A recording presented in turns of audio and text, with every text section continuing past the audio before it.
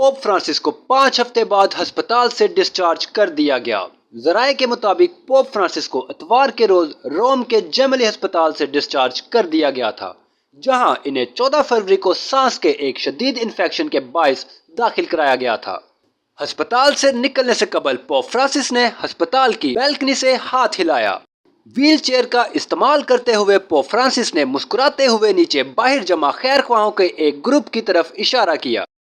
Pope Francis کو 14 فروری کو سانس کے ایک شدید انفیکشن کے باعث روم کے جیملی ہسپتال میں داخل کرایا گیا تھا، جو صحت کے سنگین بحران میں تبدیل ہو گیا تھا۔ خبر رساں ایجنسی کے مطابق ڈاکٹروں نے کہا پوپ فرانسس کی صحت یابی کی مدت کم از کم 2 ماہ ہے۔ پوپ فرانسس اتوار کو ویٹیکن میں اپنی رہائش گاہ پر واپس آئے، جہاں ان کے ڈاکٹروں نے کہا کہ یہ ان کے لیے صحت یاب ہونے کے لیے بہترین جگہ ہے۔ معلومات کا قابل اعتماد ذریعہ CRC، جڑے رہیں CRC کے ساتھ۔